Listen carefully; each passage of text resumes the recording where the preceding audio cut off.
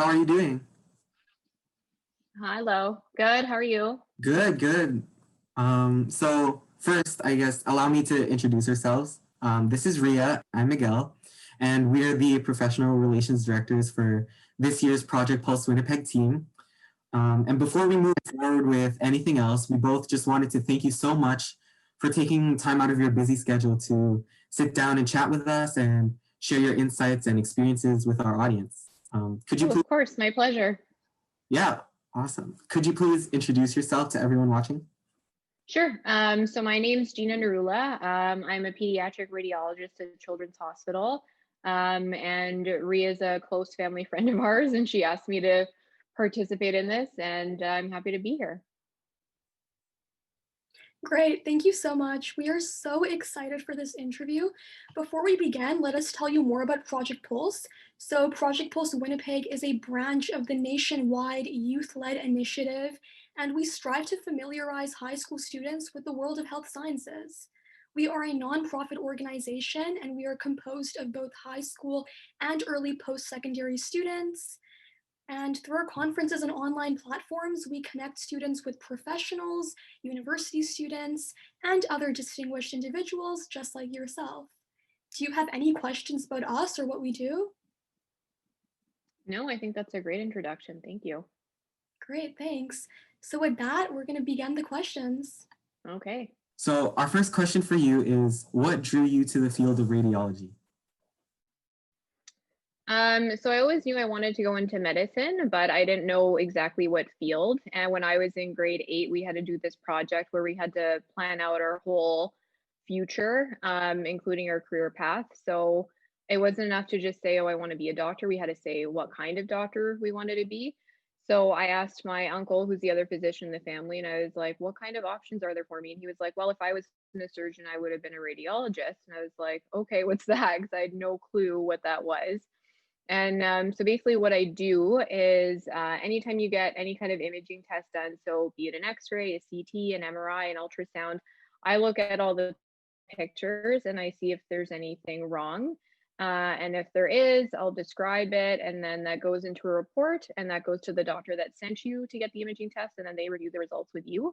And the reason that I feel like it's a good fit for me is I'm a very systematic person who likes to pay attention to detail and do things like the same way. So that imaging test, you have to look at it in the exact same way so you don't miss anything. And so it just kind of fits my personality real well. I went through med school with an open mind to kind of see if there's anything else out there that I liked, and I didn't. So I stuck with it, and here I am today. Great to hear. Thank you. Could you please explain some specifics of university when going into radiology? So, for example, how many years of university does one generally need for the field? Mm. So for med school in general, what you need to do is, at least in Manitoba, I know the requirements here, some other places might be different. But for the med school here, you need to have an undergraduate degree in order to get into the faculty. So it doesn't have to be a degree in science. It can be any degree. I had people in my class who had music degrees, business degrees, and then people's degrees. And as long as you take the prerequisite course for medicine, that's all you need to apply. So I did a 3-year BSc of undergrad, and then med school itself is 4 years long. And then after that, you go into residency. So residencies vary in terms of length. The shortest is a 2-year residency in family medicine, and then they can go up to like 5 years. So radiology is a 5-year residency. So graduated did 5 years of radiology residency, and then I did a 1-year fellowship in pediatric radiology. Thank you for that answer. What did you do personally in high school and undergraduate school to help prepare you for this field? So things like extracurriculars or any interest Right. you took? So in high school, I mean, I took AP classes that was offered at my school just so I could kind of, I guess, get a jump start on some undergrad stuff. And then in terms of things that I did extracurricular wise, I volunteered at hospitals, I volunteered at Silo Mission. I did research so I was able to get a research position at St. Boniface in the research building there with Dr. Grant Pierce. I worked in his lab for a couple summers. So that was the kind of stuff I did during my high school years. And then in undergrad, I mean, other than taking the courses that you need to, you know, studying for the MCAT, taking summer courses to try and get things to move a little bit faster. Yeah, and the same stuff, like I continued doing research as much as I could and volunteering. And those were pretty much the main things that I did before I got in. So which university did you attend for undergrad and medical school, and why exactly did you decide to go there? So for undergrad, I went to the U of M. In terms of like why U of M versus U of W, there wasn't really any particular reason. In the U of M's bigger. I know some people like the smaller class sizes and stuff like that, but I didn't mind a bigger class size. I guess maybe location. It's in the south end of the city, and that means that like I wouldn't have to go downtown and stuff if I went to the UW. And then to like across the country to various med schools. But I ended up staying here. I thought it would just be the best option for me in terms of you're close to home, you have friends and family, you have a good support system. So I like that aspect of it. And then residency, I stayed here as well, mainly for the same reasons. And like I knew the program here, like I knew the physicians that I was going to work with and who were going to train me. And then for fellowship, I felt like it was a good time to really go away and experience another city and another hospital. I think at some point in your training, it's good to go somewhere else. Just so you can get a sense of how another center works and differences between the way you do things and they do things, and you might learn something new and bring it back if you decide to come back to work at your hometown or wherever you end up going. And then you're like it's a little Winnipeg bubble, and experience, it's a good thing for your personal and professional growth.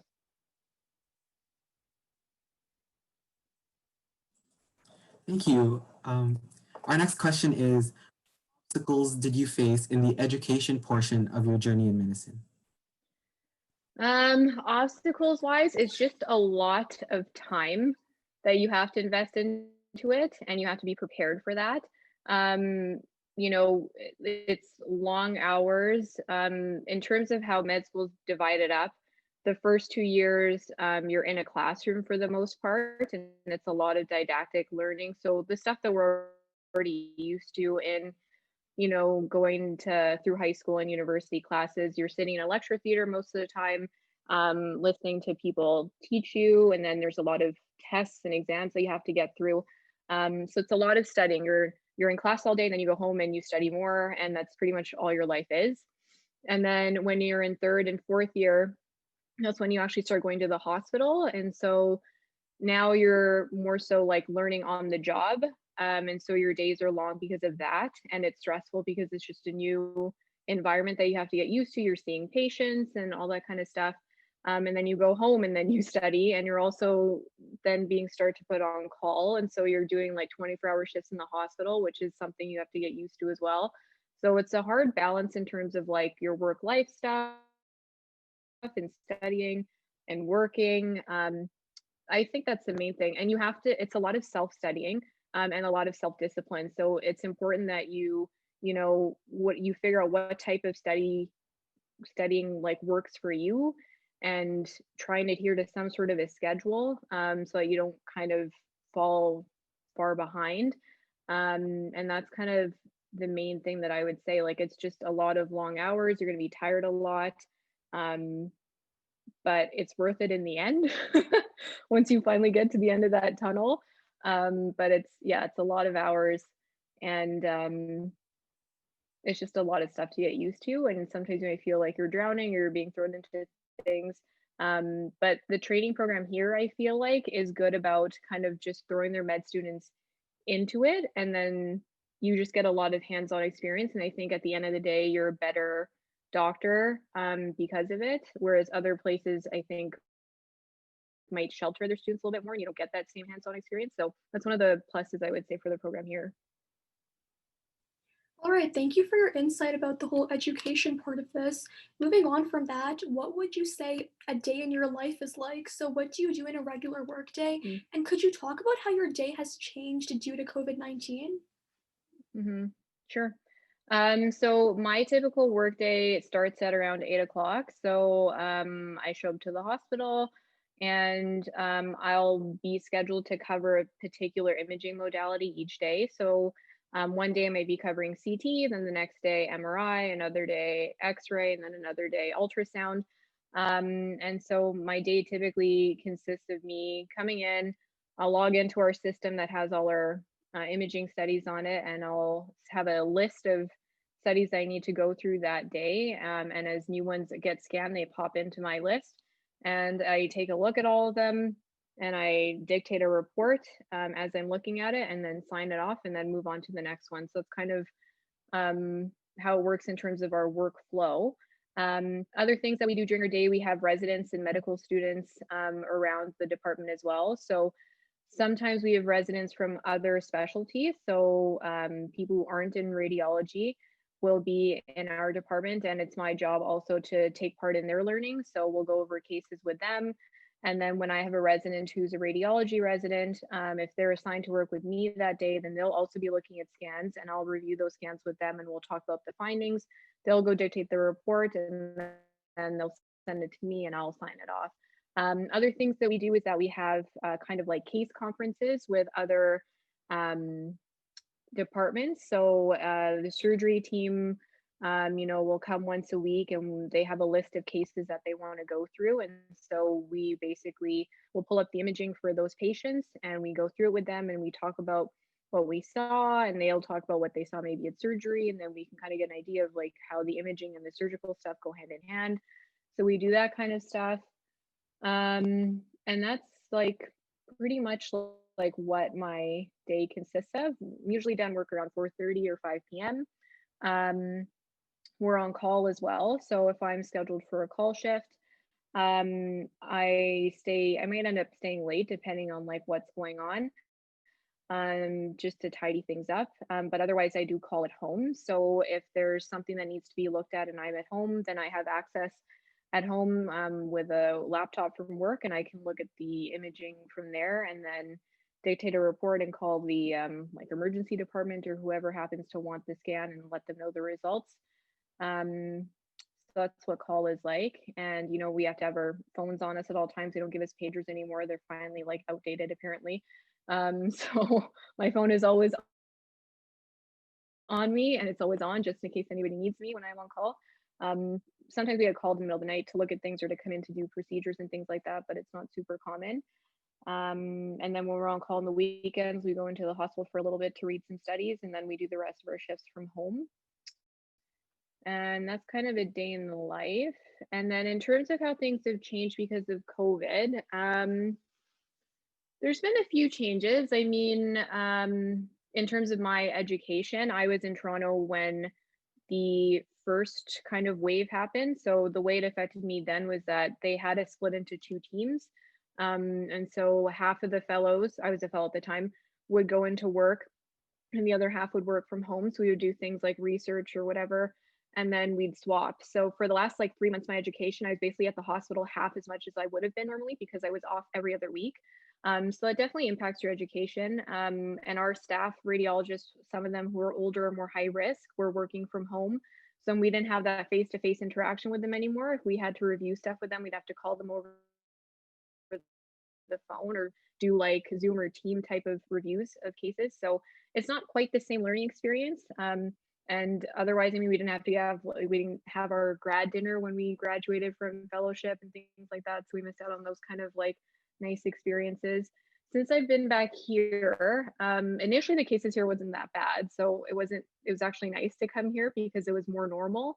But now with the second wave, you know, and the restrictions and things like that, we're wearing masks all the time in the hospital, wherever we go, even if it's just to go to Starbucks to get a coffee. We don't do in-person case conferences anymore. So before, like the surgeons, they would come to our department and we would all be in the same room looking at images. But because we can't have gatherings and things like that, we now do all of our case conferences virtually. So that's been different. It's not quite the same reviewing images without having the people there in the same room as you. Like, you don't know, is the image projecting well on the screen? Can they see what I'm talking about? And that kind of stuff. So that's kind of been the main things. And then in terms of other stuff that's been impacted, like today I was actually supposed to have the day off, but one of my colleagues had potentially been exposed to COVID, so he had to get tested, so he was staying at home, so I had to go in and cover last minute. So things like that, you just have to be flexible with your schedule and be understanding that things are going to come up and just do the best that you can to help everybody out.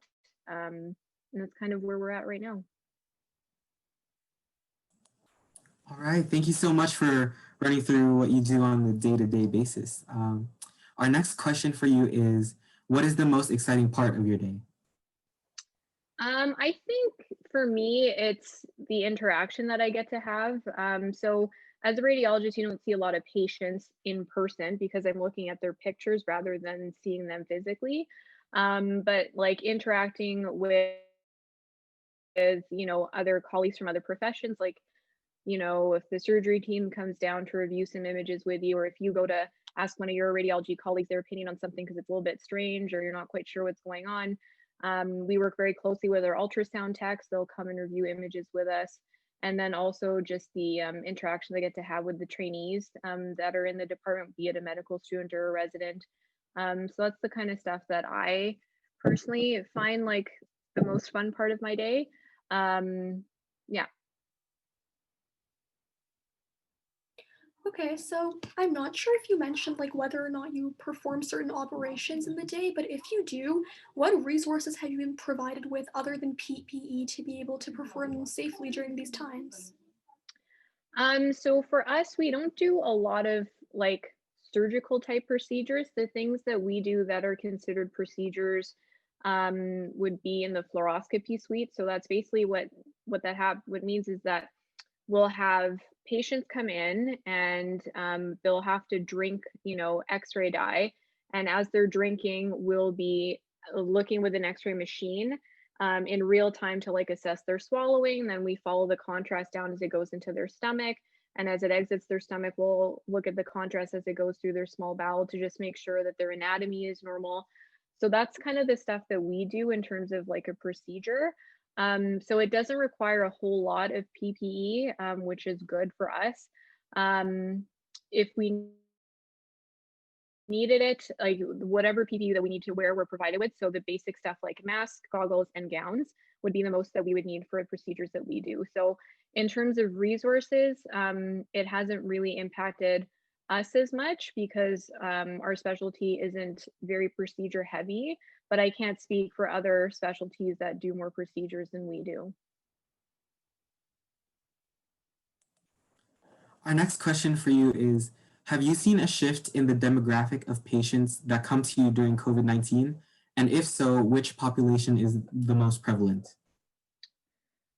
For us, I don't think we've seen a shift in the pediatric world in terms of what kind of patients we're seeing.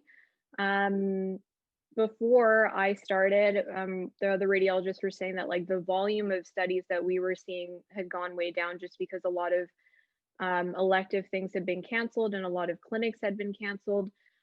So for them, they were telling me that they weren't seeing as high volume of number of scans as usual, to the point where like they didn't even have everybody coming in every day to work. So they also did something similar as we did in Toronto, where they divided themselves into two teams and they only needed like 2 or 3 radiologists there per day to get through all of the studies. Whereas normally we would prefer to have 4 or 5 people at least, you know, every day to make sure that we can get through all of the work and divide the work up fairly evenly. But now that we've kind of opened things back up, For us, things are slowly getting back to normal in terms of our volumes, from what I understand. They're still not as high as they used to be, but they're also not as low as they were in the spring. But we're still seeing the same things coming in as we were before COVID happened. Okay, thank you for that. What advantages do you see to being a radiologist in comparison to other medical fields, perhaps? For me, I feel like we basically have to know what could go wrong from like a person's head down to their toes and know what different pathologies look like on various types of imaging. So, how something can present on an X-ray versus an MRI versus a CT or an ultrasound. So it's a mental challenge every day, I feel like, which I enjoy. And just the fact that you get to see a whole bunch of different things every single day. Like no one day is going to be the same and no one patient is going to be the same. So it can be exciting. It's not super monotonous. And then in terms of the lifestyle, it's pretty flexible. You can do call from home. You don't have to be one of those physicians that's in hospital doing call, like a surgeon or an obs gynae would have to be. Props to those people who do it. I don't think I could, but like that's just my personal preference. And then it's not like physically demanding because we're mainly sitting in an office all day with a workstation. So it's more so the mental challenge than it is a physical one. Um, so those would be the advantages, I think. And then in terms of like the situation that we're in right now, the fact that we're not seeing patients physically as much as other specialties, I think it kind of shelters us from like potential exposure. So like in that way, it's good. And then we also can help a lot of people in a day. Like, I mean, depending on like the volumes that you're seeing, pediatric volumes are typically lower than adult radiology volumes, but like, I have a friend of mine who's an adult radiologist, and when he's on call, he reads up to like 250 studies in a shift. So think about how many people you're helping in that like 1 12-hour shift by reading like that many scans. So for us, it's pretty rewarding work. Thank you for that. You mentioned previously, briefly, how, there's X-rays versus MRIs versus CT Hmm. scans. Just for Hmm. some of our viewers who are particularly interested in that, could you maybe go over briefly the difference between all of those or some other important terms in radiology? Sure. So like I think an X-ray pretty much everybody has like a decent handle on. X-ray is good for certain things. Mainly it's good for looking at bones. So when people are worried about having a fracture or something like that or a broken bone, an X-ray would be the test of choice. Chest X-rays are very common to look at the lungs to see if somebody has like a pneumonia or an infection in their lungs. And then abdominal X-rays can be used to see if somebody is constipated, for example. So X-rays are those are like the main things that we use them for. And then a CT is basically like a series of X-rays that are taken of a particular body part. And it gives you more depth information. So you can like scroll through a CT and basically scroll through a patient's whole chest or their whole abdomen. And it gives you more information than an X-ray would. But it means that there's more radiation associated with it. So we don't use it as much in children just because we don't want to expose kids to a lot of radiation. But it does give you more information. An MRI, basically, there's a lot of physics involved in MRI, which is a bit like beyond the scope of this, but it doesn't use radiation, and it's magnetic resonance imaging is what MRI stands for. So using magnets, we're able to actually look inside the body, and you can scroll through the images just like you can with a CT in cross section. And MRI is good for looking at soft tissues more so. MRIs though take way longer to acquire. Whereas a CT, you can do a CT of the abdomen in like a couple minutes through the scanner. An MRI could take 30 to 45 minutes. So for kids in particular, if they're too young to be still for that amount of time, then they would have to be sedated. So that's one thing that we try and avoid if we don't need to, but obviously if we need to, we will. If they're young enough, they can feed them and sleep and like get them to sleep and then put them in the scanner so that they're asleep during the scan and hopefully not moving. And then in terms of ultrasound, ultrasound uses a sound wave, and that beam goes through the tissues when you put the camera on whatever particular spot you're looking at, and that generates an image. Ultrasound is used a lot in pediatrics because it doesn't use radiation, it's quick, and you can assess most body parts with it. And so that's kind of like the bread and butter, I feel like, of pediatric imaging.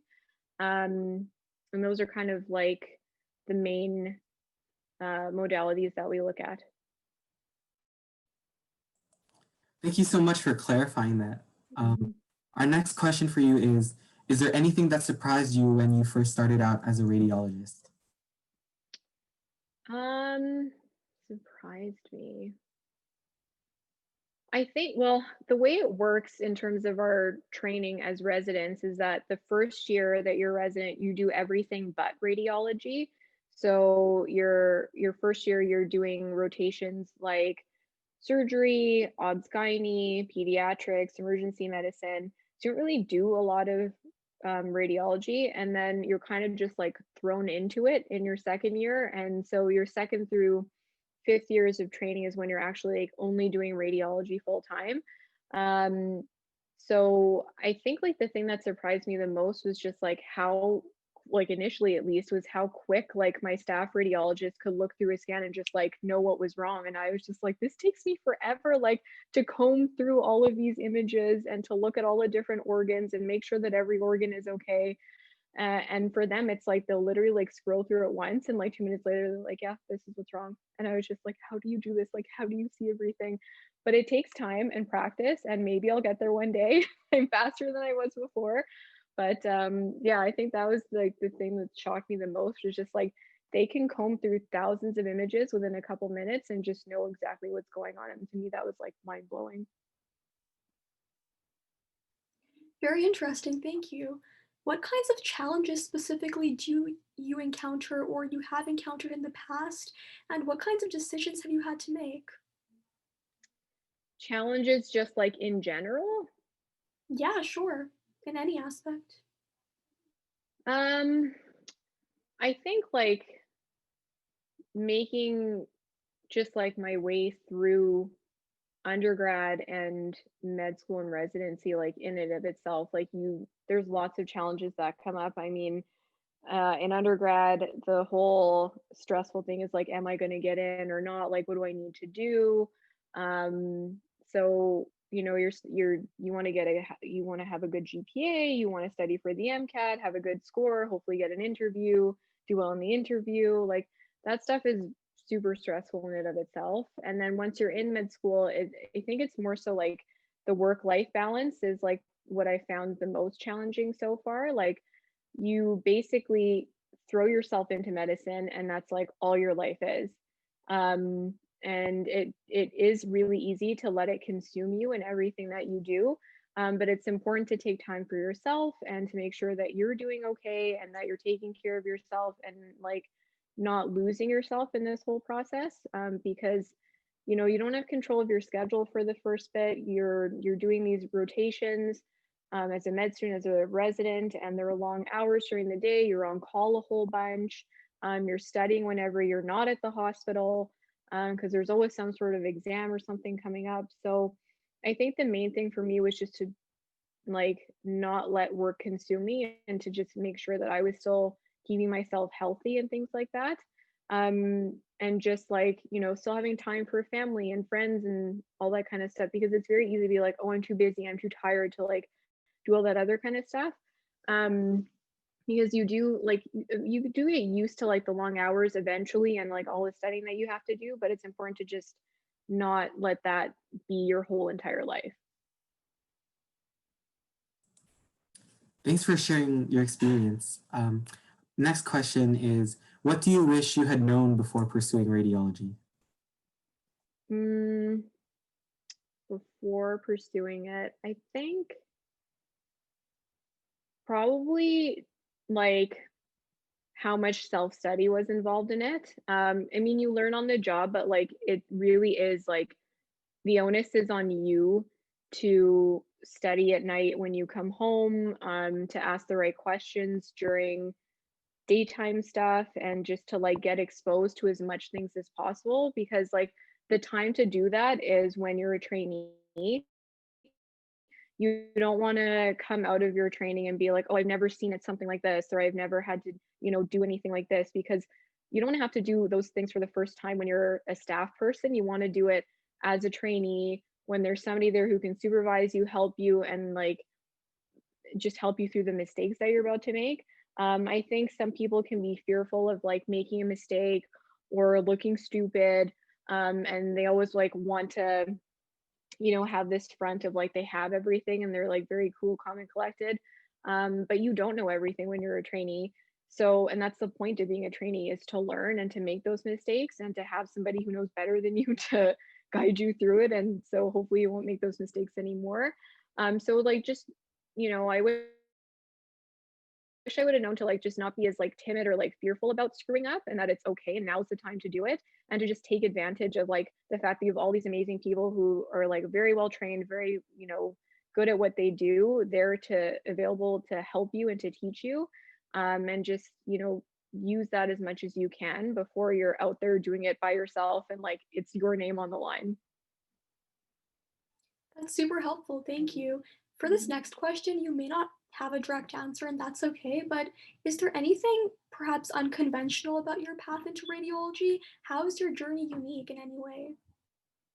uh I don't really think my path is super unconventional. I mean, in terms of like my career path from high school to now, like graduated high school, I did a 3-year degree, I got into med, I did my 4 years of med, I did my 5 years of radiology residency, and then a 1-year fellowship in pediatric radiology, and then I came back and I started working. So like I haven't really taken any kind of weird path anywhere. I mean, and I did everything here, and then I left to do fellowship. That was like the one thing that was, and it's not that it's different, it's just like that was the only thing that was not done in Winnipeg, I guess. That's the only kind of like, oh, that was something different that you did.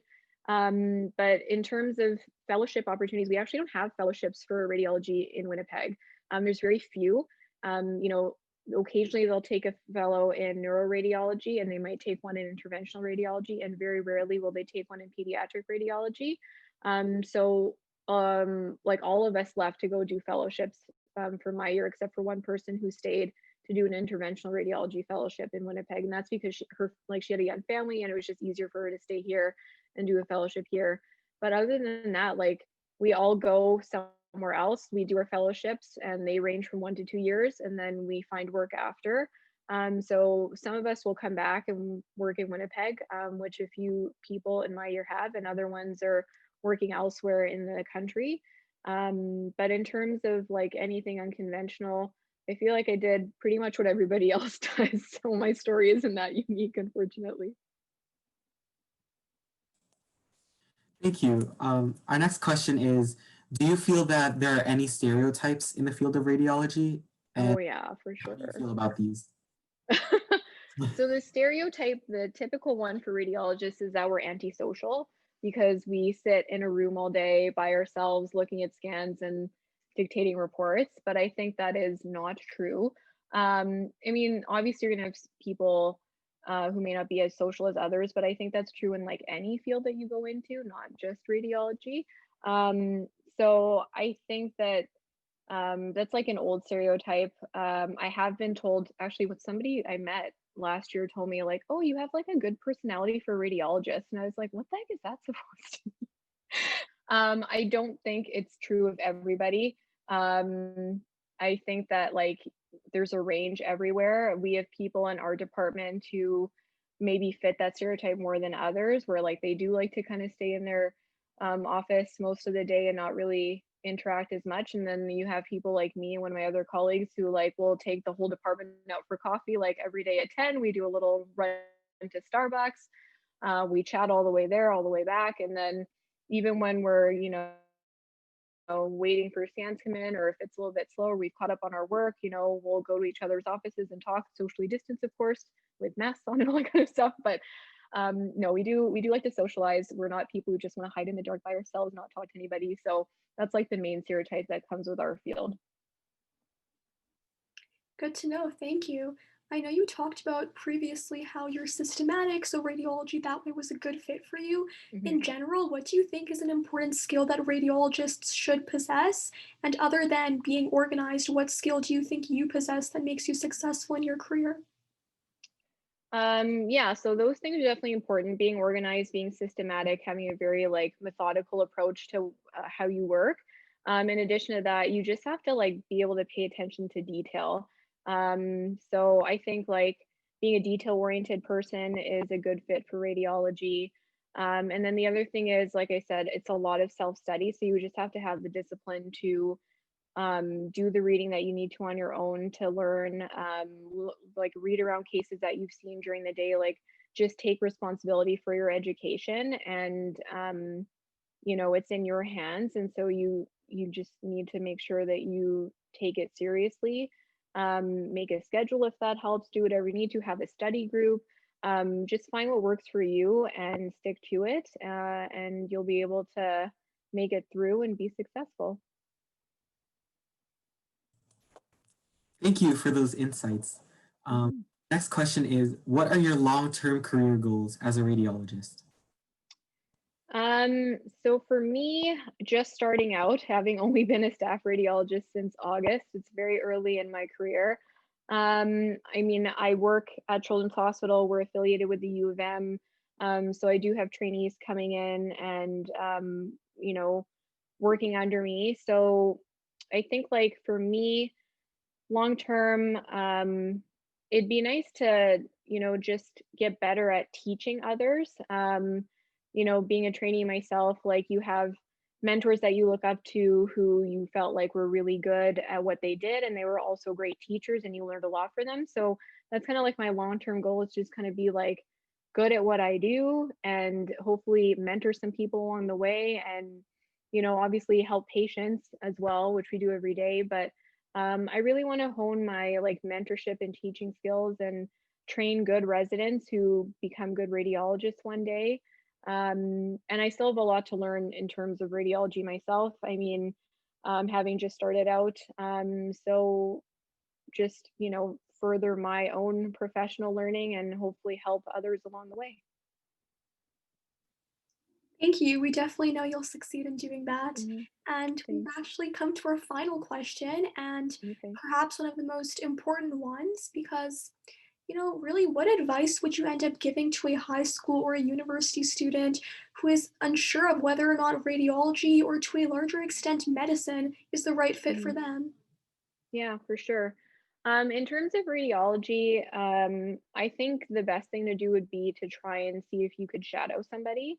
Um, if you could find the opportunity to be able to just see what a day in the life is like, see if you like it, if it appeals to you, that would be the best way, I think, to try and get a handle on if it's something that you would want to pursue in the future. And then, in terms of being able to do that. Once you're in medicine, there are opportunities as when you're in the exposure, and you can do that in any of the fields. And so radiology is one of them where you can spend like a week, in the summertime shadowing a radiologist or whatever other specialty and seeing if that's something that you would be interested in. Um, and then otherwise, in terms of pursuing medicine as a whole, I think you just have to be prepared to put in a lot of long hours, a lot of hard work. Um, and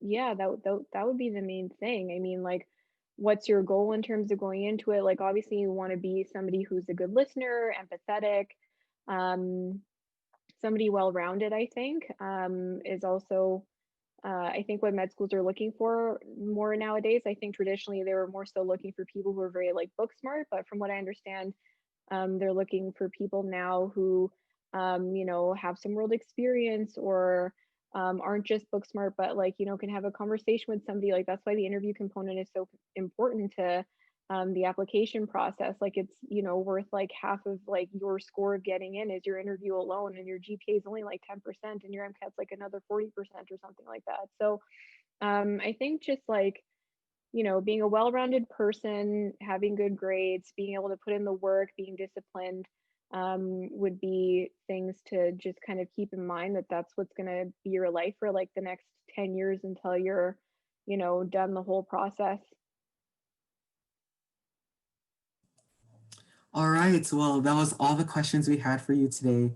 I Perfect. would like to thank you so much for answering our questions with so much knowledge and diligence. Oh, thank you. Yes, thank you so much.